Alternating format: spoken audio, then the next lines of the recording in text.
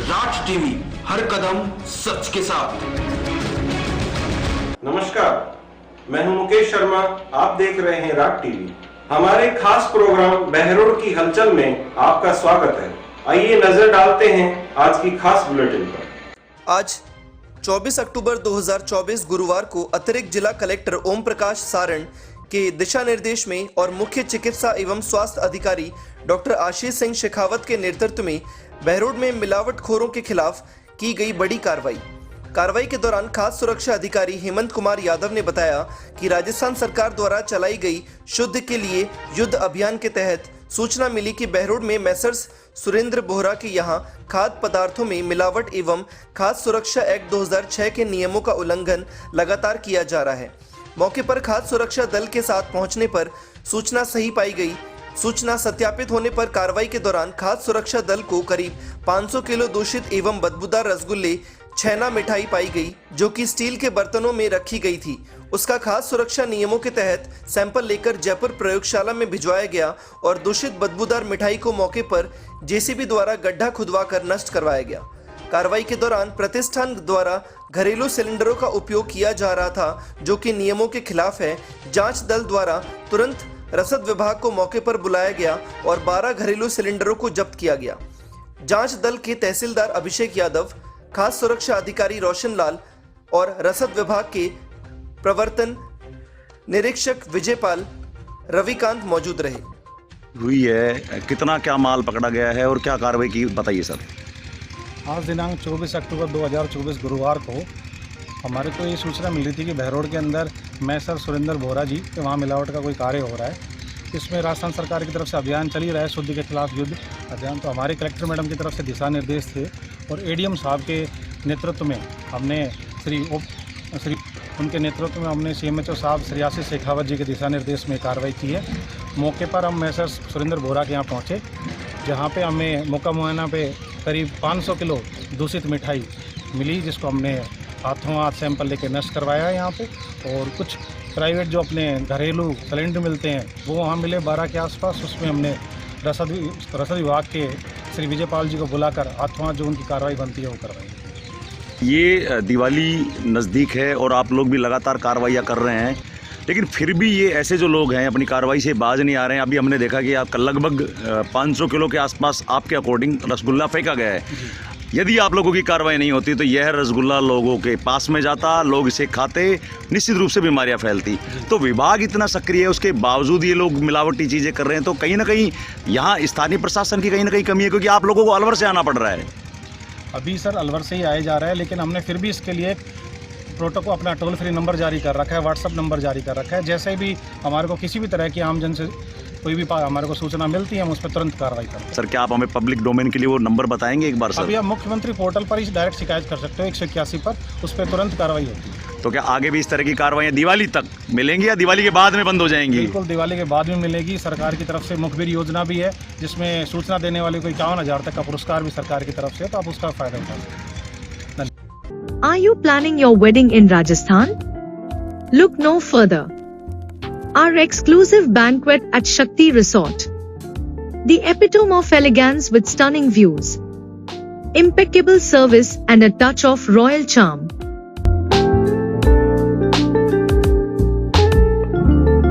Your special day will be nothing short of magical. Book now and let your dream wedding come to life at Shakti Resort in Rajasthan.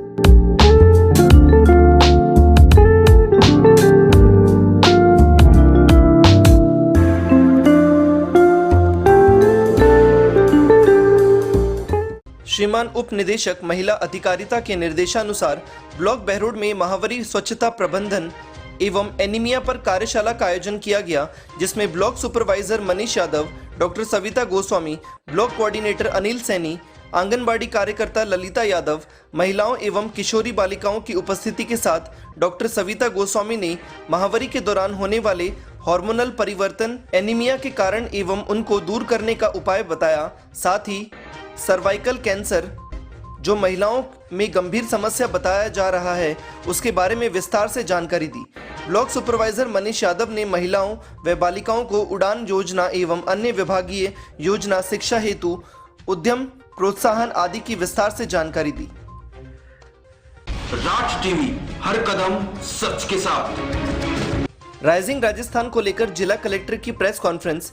कल होने वाले जिला स्तरीय rising Rajasthan की तैयारियों को लेकर प्रेस को कलेक्टर कल्पना अग्रवाल ने किया संबोधित। कोटपुतली बहरोड जिले के नीमराणा रिको इंडस्ट्रियल कार्यालय में आयोजित हुई प्रेस कॉन्फ्रेंस। 121 MOU किए गए, 10,125 करोड़ का निवेश प्रस्तावित। जिला कलेक्टर कल्पना अग्रवाल ने राइजिंग राजस्थान इन्वेस्टमेंट प्रोग्राम के तहत जिले में निवेश को बढ़ावा देने के लिए 25 अक्टूबर को आयोजित होने जा रहे कार्यक्रम से पहले आज नीमराणा इंडस्ट्रियल कार्यालय में प्रेस कॉन्फ्रेंस को संबोधित किया। उन्होंने कहा कि यह राज्य सरकार का एक महत्वाकांक्षी प्रोग्राम है जिसके तहत निवेशकों के द्वारा अधिक से अधिक MOU करवाया जाना प्रस्तावित है। इसी के तहत जिला प्रशासन रिको तथा जिला उद्योग केंद्र भिवाड़ी द्वारा निरंतर प्रयास किया जा रहे हैं। जिला कलेक्टर कल्पना अग्रवाल ने बताया कि जिले में अब तक 10,125 करोड़ के MOU प्रस्तावित हो चुके हैं जिन्हें और बढ़ाने की आवश्यकता है। Rising Rajasthan global investment summit 2024 के तहत जिला स्तरीय इन्वेस्टमेंट समिट 25 अक्टूबर को लाल विलास होटल नीमराणा बहरोड में आयोजित की जा रही है। इस समिट के मुख्य अतिथि प्रभारी मंत्री विजय सिंह, IAS प्रभारी सचिव शिव प्रसाद M नकाते, सांसद राव राजेंद्र सिंह, विधायक जसवंत सिंह यादव, हंसराज पटेल, देवी सिंह शेखावत एवं ललित यादव विशिष्ट अतिथि होंगे। इस समिट में जिले की नामचीन कंपनियों जैसे Daikin India, Green Lamp, Hero MotoCorp, Parle, Ginni International, Havells India Limited, Astral Pipes, ग्लोसेरा, ARN, KRN, heat exchangers, XRI गोटक, Dhanuka, Otsuka Chemicals, Hitachi, Astemo, GD foods आदि बड़ी कंपनियों को आमंत्रित किया गया है तथा साथ ही जिले के उद्योग संघ तथा नीमराणा औद्योगिक एसोसिएशन, शाहजहापुर, बहरोड, सोतानाला, केशवाना एवं घिलोट एसोसिएशन के साथ लघु उद्योग भारती को आमंत्रित किया गया है।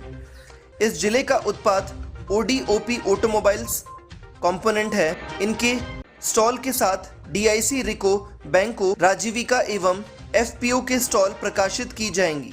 121 MOU किए गए, 10,125 करोड़ का निवेश प्रस्तावित। उद्योग कंपनियों के साथ अभी तक 121 MOU किए गए हैं जिनमें 10,125 करोड़ रुपए का निवेश होगा तथा 11,800 लोगों को प्रत्यक्ष रूप से रोजगार मिलेगा तथा 10,000 लोगों को अप्रत्यक्ष रूप से रोजगार मिलेगा। ग्लोबल इन्वेस्टमेंट समिट जो राजस्थान सरकार द्वारा आयोजित किया जा रहा है उसी के तहत कल जो है डिस्ट्रिक्ट का प्रोग्राम जिला स्तरीय इन्वेस्टमेंट समिट हमारे द्वारा होटल लाल विलास नीमराना में आयोजित की जाएगी। और उस समिट में अभी तक जो है हम लोग 121 MOU साइन कर चुके हैं। उसमें लगभग 10,125 करोड़ रुपए का निवेश संभावित है। साथ ही 11,800 लोगों को प्रत्यक्ष रोजगार और 10,000 लोगों को अप्रत्यक्ष रोजगार मिलना संभावित है। इसमें मेनली हमारा जो है ऑटोमोबाइल सेक्टर में हमारा सबसे ज़्यादा इन्वेस्टमेंट आने की संभावना है। 25 उद्योगों ने 3600 करोड़ रुपए के केवल ऑटोमोबाइल सेक्टर में इन्वेस्टमेंट के MOU हुए हैं और शेष जो है वो agro processing, hotel, resort, mineral, ceramics, solar energy, hospital, EV battery, chemicals इत्यादि शामिल है। इसमें हमारे कल के कार्यक्रम के मुख्य अतिथि जो हमारे जिले के प्रभारी मंत्री हैं श्री विजय सिंह जी, जो राज्य मंत्री हैं रेवेन्यू, वो हमारे मुख्य अतिथि रहेंगे। और साथ में ही हमारे जो जयपुर ग्रामीण से सांसद राव राजेंद्र सिंह जी और हमारे जिले के 5 विधायक, 4 विधायक और इसके अलावा मुंडावर की हमारी आधी कॉन्स्टिट्यूंसी लगती है तो मुंडावर विधायक भी रहेंगे, बहरोड विधायक और कोटपुतली विधायक, विराटनगर विधायक और बानसूर विधायक, सभी विधायक महोदय रहेंगे। प्रभारी सचिव महोदय उपस्थित रहेंगे। साथ में ही हमारी जो संभागीय आयुक्त महोदया हैं वो भी आएंगी, प्रोग्राम में शिरकत करेंगी। तो मैं समझती हूँ कि काफ़ी अच्छे प्रयास जो है हमारे यहाँ पे इंडस्ट्रीज़ की टीम, रीको की टीम, एसोसिएशन द्वारा, आप सभी के द्वारा और किया गया है और आप मीडिया का भी हमें भरपूर सहयोग मिला है।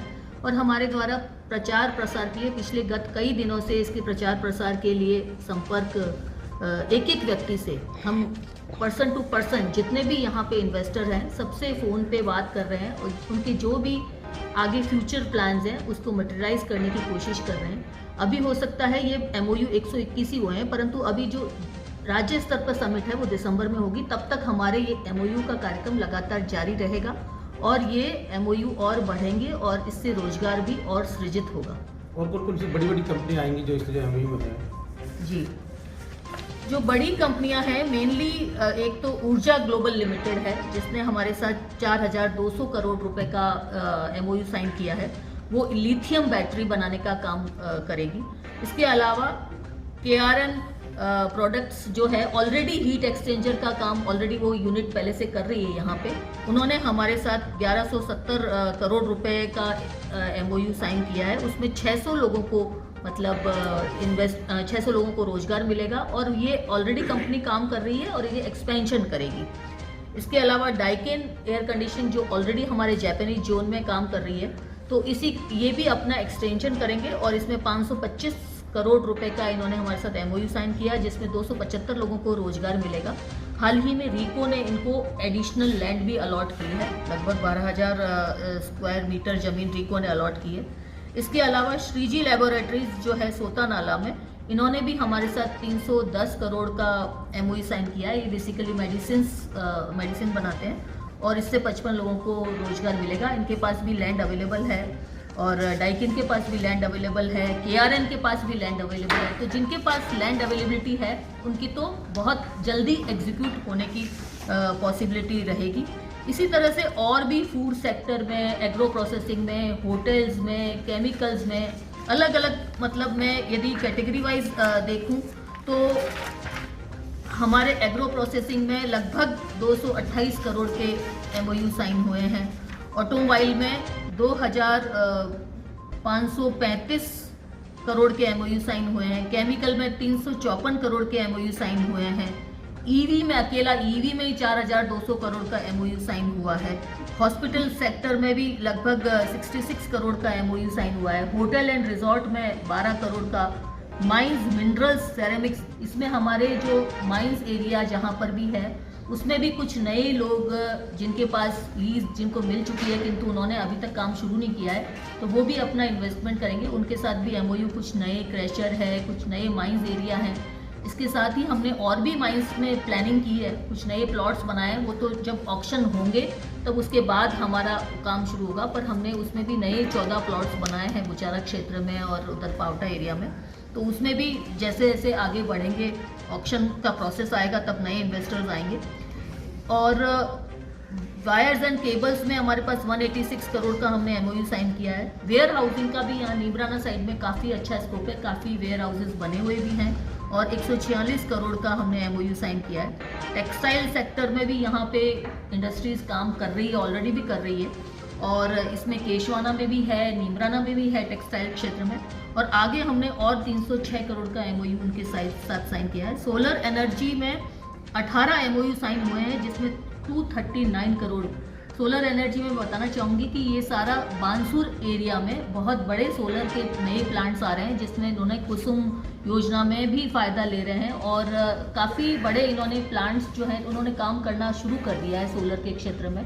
तो वो जो है बिजली बना के उनके साथ गवर्नमेंट के साथ MOU JVNL के साथ साइन हो गए हैं, तो उनका एश्योर्ड रूप से JVNL उससे परचेज करेगा उस इलेक्ट्रिसिटी जो भी उन्होंने प्रोड्यूस की है।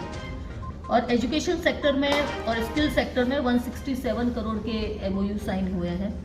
रियल एस्टेट में 30.98 करोड़, मतलब जितने भी इंडस्ट्रियल एरिया जैसे नीमराना में या आ रहा है तो उनको अपने स्टाफ के लिए सबको रेजिडेंशियल फैसिलिटी एक अनिवार्य आधारभूत आवश्यकता है यहाँ पर। तो उसमें कई जो है रियल एस्टेट के इन्वेस्टर आए हैं जिन्होंने अपनी लैंड ले ली है, कुछ लोगों ने कन्वर्ट करा ली है, कुछ लोगों ने अपनी बिल्डिंग्स बनानी शुरू कर दी है और आगे उन्होंने MOU साइन किए हैं। तो वो भी काफ़ी काम इस एरिया में चल रहा है। प्लास्टिक के क्षेत्र में भी 33 करोड़ के MOU साइन हुए हैं। इसके अलावा गैसेस, पेट्रोल पंप्स, एनर्जी उसमें 358 करोड़ के MOU साइन हुए हैं। तो कुल मिला के मतलब हम लोगों ने काफ़ी मेहनत करके और सब लोगों ने, पूरी टीम ने, सब लोगों ने सहयोग करके हमारे पास एक रेस्पेक्टेबल साइज़ का MOU अब तक साइन हो चुके हैं और आगे भी MOU जो है इनके बढ़ने की पूरी संभावना है। को दुकानें के लिए जिले में क्या जो फैसिलिटीज उनको दी जा रही है? इन्वेस्टर्स को लेकर अभी तो हाल ही में राज्य सरकार ने रिप्स पॉलिसी 24 डिक्लेयर की है। वो बहुत ही अट्रैक्टिव पॉलिसी है।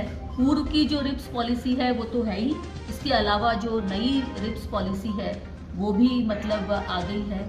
और कल जो समिट होने वाला है उसमें हम और डिटेल में क्या क्या इंफ्रास्ट्रक्चर, क्या क्या चीज़ें आ रही है, वो हम एक शॉर्ट फिल्म भी हमने बनाई है, हमने एक पीपीटी भी तैयार की है।